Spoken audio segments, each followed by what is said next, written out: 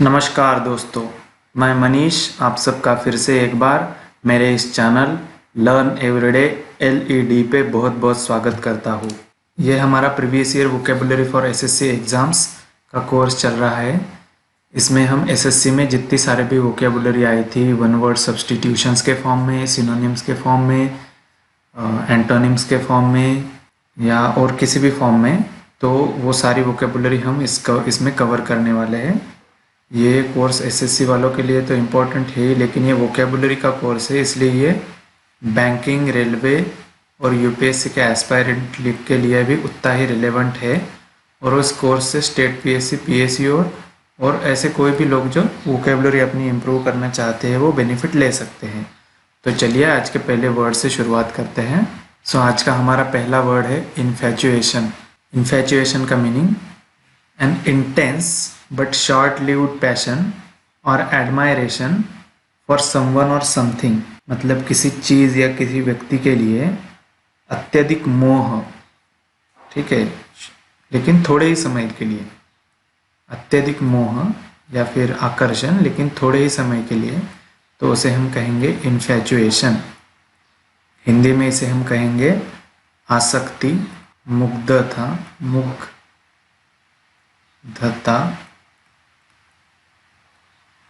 मुग्ध होना जिसे हम बोलते हैं, या फिर किसी से ज़्यादा हम प्रभावित हो जाते हैं तो उसे भी हम इन्फैचुएशन कहेंगे, ठीक है। इसके सिनोनिम्स हो जाते हैं फैसिनेशन, ऑब्सेशन। फैसिनेशन यानी मोह या फिर आसक्ति, ऑब्सेशन यानी किसी चीज़ का जुनून, पैशन यानी अगेन जुनून, डिज़ायर किसी चीज़ का डिज़ायर यानी किसी चीज़ की लालसा या फिर कामना, और क्रश तो आपको पता ही है, ठीक है, और adoration. So fascination, obsession, passion, desire, crush and adoration, ये सारे इन्फैचुएशन के सिनोनिम्स हो जाएंगे। इसके एंटोनिम्स हो जाएंगे इंडिफरेंस। इंडिफरेंस यानी उदासीनता या फिर लापरवाही। हम किसी चीज़ से प्रभावित होते हैं तो उसका एंटोनिम हो जाएगा कि किसी चीज़ के प्रति हम लापरवाही बरतते हैं या फिर उदासीनता दिखाते हैं या फिर किसी भी तरह का कोई भी इंटरेस्ट नहीं दिखाते हैं, तो उसे हम कहेंगे इंडिफरेंस। या फिर डिसलाइक, कोई चीज़ बहुत ही नापसंद होना, ठीक है, तो डिसलाइक। या फिर एक्सट्रीम केस पे जाके डिसलाइक जब कन्वर्ट हो जाता है हेट्रेड में, तो ये भी एंटोनिम ही हो जाएगा। किसी चीज़ के प्रति लापरवाही या उदासीनता, किसी चीज़ के प्रति नापसंदगी या किसी चीज़ के प्रति नफरत। Indifference, dislike and hatred, these are antonyms for infatuation. इसके examples, I was infatuated by her beauty, मतलब मैं उसकी सुंदरता से बहुत ज़्यादा प्रभावित हो गया था, ठीक है। इसमें infatuated. I never thought you will fall in love with him. I thought it was just an infatuation. मतलब मुझे कभी लगा नहीं था कि तुम उसके प्यार में गिर जाओगी। पता नहीं लोग पैर में गिरते क्यों है, उठते क्यों नहीं, ठीक है, चलो कोई बात नहीं। मुझे नहीं पता था कि तुम उसके प्यार में गिर जाओगी। I thought it was just an infatuation, मतलब मुझे लगा था कि ये सिर्फ एक तरह का आकर्षण है, एक तरह की आसक्ति है या फिर मुग्धता है। मुझे नहीं लगा था कि तुम उसके प्यार में गिर जाओगी, ठीक है। Third example, he is roaming around city like a tramp. Sorry, ये गलत एग्जांपल आ गया है, ये इसमें नहीं आएगा, ये आएगा इस स्लाइड में कोई दूसरा तीसरा वर्ड है जिसका ये एग्जांपल था, ठीक है। आज का हमारा सेकंड वर्ड है कंसाइनी। इसका मीनिंग अ पर्सन और कंपनी टू हुम गुड्स और डॉक्यूमेंट्स आर ऑफिशियली सेंट और डिलीवर्ड, मतलब ऐसा कोई व्यक्ति या फिर कोई कंपनी जिसे किसी भी तरह का सामान या फिर किसी प्रकार के कागज़ वगैरह ऑफिशियली भेजे जाते हैं या उसके पास डिलीवर किए जाते हैं, उसे हम कहेंगे कंसाइनी। इसके सिनोनिम्स हो जाएंगे रिसीवर या फिर पाने वाला, बेनिफिशियरी, कलेक्टर जो डॉक्यूमेंट कलेक्ट कर रहा है, या फिर पेई जो डॉक्यूमेंट के रिसीव करने के बाद उसके पैसे देगा, ठीक है, पेई। ये सारे इसके सिनोनिम्स हो जाएंगे। इसका हिंदी में मतलब हो जाएगा कि ऐसा कोई भी आदमी या ऐसी कोई भी कंपनी जो सामान या फिर डॉक्यूमेंट्स वगैरह ऑफिशियली जो भेजे जाते हैं उनको लेता है और उस पर साइन करता है। बेसिकली जो सामान लेने के बाद साइन करता है उसे हम बोलेंगे कंसाइनी। ठीक है, सामान लेने के बाद साइन करने वाला, चाहे फिर वो कंपनी हो, पर्सन हो या फिर कंपनी हो। ठीक है, तो इसके तो एंटोनिम्स सच कोई नहीं बनेंगे। ठीक है, इसके सिनोनिम्स देख लीजिए। रिसीवर जो रिसीव करता है, कलेक्टर जो कलेक्ट करता है, या फिर पेई, फिर बेनिफिशियरी जिसे बेनिफिट मिल रहा है। ठीक है, सो इसके examples, receipt of letter must be signed by the consignee, मतलब कोई लेटर है उसकी कोई रिसीट है, that must be signed by consignee, जो पाने वाला है, सामान पाने वाला जो व्यक्ति है, इसे हम हिंदी में कहेंगे प्रेषित। सो कंसाइनी यानी प्रेषित। So receipt of letter must be sign by consignee, मतलब सामान पाने वाले ने रिसीट पे साइन जरूर करनी चाहिए। ठीक है, अ goods forwarder is an intermediate consignee. Goods forwarder यानी मतलब जैसे आप अमेज़ॉन से सामान खरीदी करते हैं। ठीक है, तो वो वेयर हाउस से जाके किसी इंटरमीडिएट सिटी में जाता है, फिर वहाँ से जाके और किसी इंटरमीडिएट सिटी में, और फिर जाके आपके पास, आपके सिटी में आता है, और वहाँ से फिर आपके पास आता है।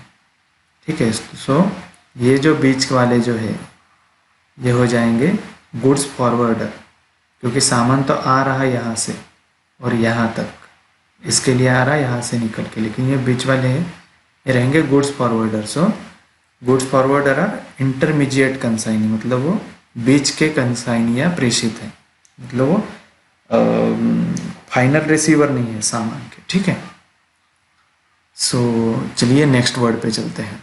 सो हमारा नेक्स्ट वर्ड है ट्रैम्प। ठीक है, सो वो जो फर्स्ट स्लाइड पे जो एग्जाम्पल था वो इस वर्ड का था। ठीक है, सो इसका मीनिंग देख लेते हैं।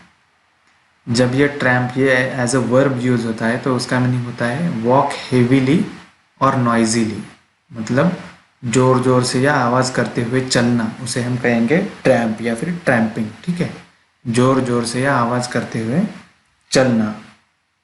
ठीक है, और दूसरा, अगर हम ट्रैम्प को एज अ नाउन यूज़ करते हैं तो उसका मतलब हो जाता है a person who travels from place to place on foot in search of work or as a vagrant or as a beggar।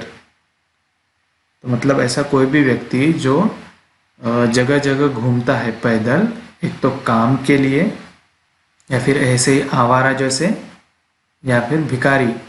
ठीक है, तो उसे हम कहेंगे ट्रैम्प। इसका हिंदी में मतलब हो जाएगा आवारा का, या फिर ट्रैम्प का हिंदी में मतलब हो जाएगा, एक तो एज अ वर्ब जब यूज़ होता है तो धमधमाना या चहलकदमी, या फिर पैर घसीट कर चलना, और इसका दूसरा मतलब जब नाउन की तरह से यूज़ होता है तो उसे हम कहेंगे आवारा, भीखमंगा।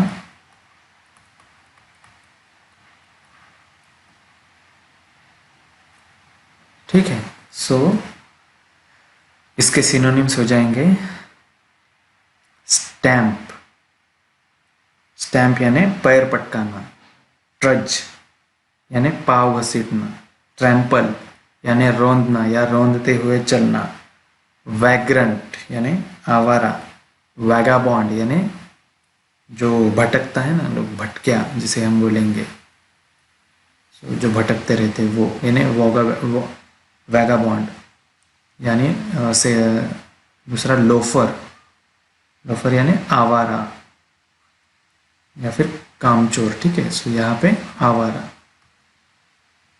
सो इसके एंटोनिम्स देख लेते हैं, सिनोनिम्स एक बार फिर से देख लीजिए। स्टैम्प, ट्रज, ट्रैम्पल, ये जब एज अ वर्ब यूज हो रहा है तब, और ये as a noun vagrant, vagabond and loafer. Antonyms tiptoe, tiptoe यानी दबे पाँव चलना। ठीक है, एग्जाम्पल से आपको क्लियर हो जाएगा। ही was tramping around the room, यही एग्जाम्पल था शायद स्लाइड 1 पे। वह पहला वर्ड जो देखा, ही was tramping around the room, मतलब वो पूरे घर में पैर धमधमा के चल रहा था या फिर पैर पटक के या घसीटते हुए चल रहा था। He was tramping around the room, ठीक है। In a death like silence only tramp of horses was heard, मतलब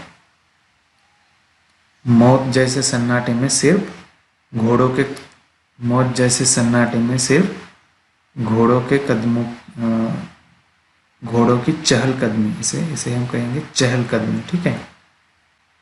घोड़ों की चहलकदमी ही सुनाई दे रही थी। तो आई होप आपको ये वर्ड क्लियर हो चुका होगा इसके सारे मीनिंग्स के साथ। चलिए नेक्स्ट वर्ड पे चलते हैं। आज का हमारा नेक्स्ट वर्ड है इर्रेवरेंस। इसका मीनिंग देख लेते हैं। Lack of respect for people और things that are generally taken seriously, मतलब ऐसी कोई भी सारे लोग या फिर सारी चीज़ें जिनको जनरली लोग सीरियसली लेते हैं उनके प्रति अनादर की भावना रखना, लैक ऑफ रिस्पेक्ट, उसे हम कहेंगे इर्रेवरेंस। इसे हिंदी में हम कहेंगे अनादर या अपमान, ठीक है। किसी चीज़ का अनादर करना या अपमान करना, जनरली जिन चीज़ों को सीरियसली लिया जाता है या फिर जिन चीज़ों की रिस्पेक्ट की जाती है उनको सीरियसली ना लेना या फिर उनको रिस्पेक्ट ना देना, इसे हम कहेंगे इर्रेवरेंस। इसके सिनोनिम्स हो जाएंगे फ्लिपेंसी। फ्लिपेंसी मतलब ओछापन या बेअदबी, ठीक है।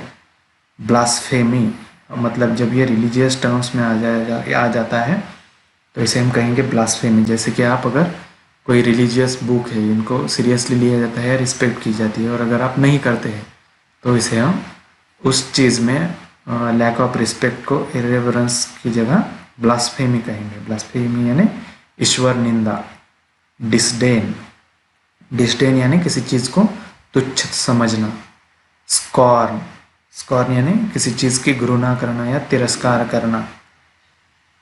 कंटेम्प्ट यानी किसी चीज़ की अवमानना करना। और डेरिजन यानी उपहास करना या खिल्ली उड़ाना, ठीक है।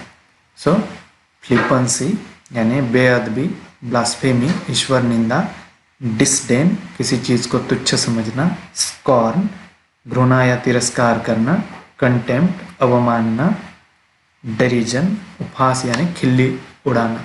तो ये सारे हो जाएंगे इर्रेवरेंस के सिनोनिम्स। इसके एंटोनिम्स देख लेते हैं।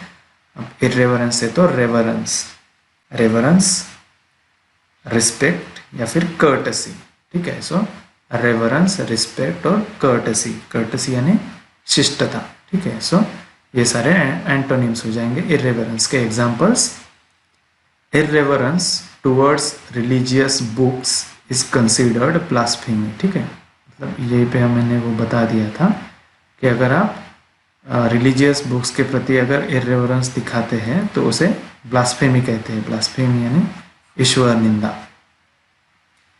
इर्रेवरेंस towards elderly people is not sign of good upbringing, मतलब आप बड़ों के या एल्डरली पीपल के प्रति अनादर या अपमान, उनका अपमान करते हैं या उनका अनादर करते हैं तो ये अच्छी परवरिश की साइन नहीं है, या फिर ये इंडिकेट करता है कि आपका लालन पालन अच्छे से नहीं हुआ है, ठीक है। परवरिश, अपब्रिंगिंग यानी लालन पालन या फिर परवरिश, ठीक है। तो आई होप ये आपको क्लियर हो चुका होगा। अब नेक्स्ट वर्ड पे चलते हैं।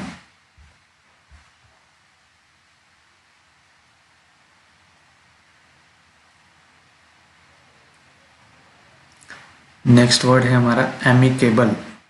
इसका meaning characterised by friendliness and absence of discord, मतलब ऐसी कोई भी व्यक्ति, ऐसी कोई भी चीज़ जो कैरेक्टराइज होती है फ्रेंडलीनेस से।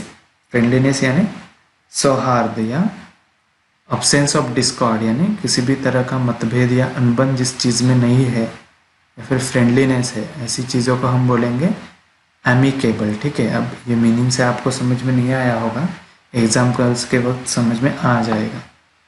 इसके हम सिनोनिम्स देखते हैं। कॉर्डियल, कॉर्डियल यानी सौहार्दपूर्ण। कर्टस यानी शिष्ट या फिर शिष्टतापूर्ण।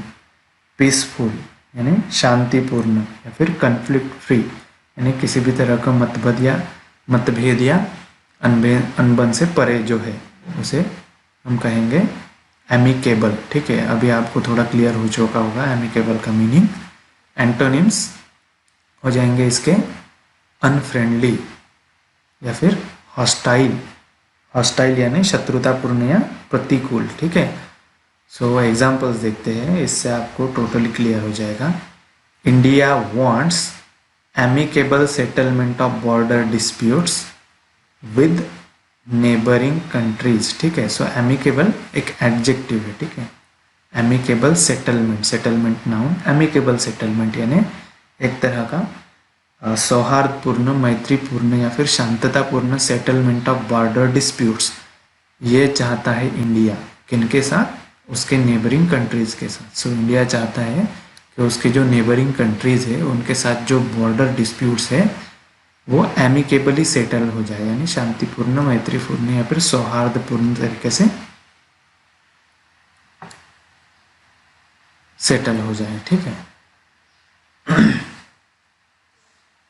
Next sentence, only few people have amicable divorces, rest are very hostile.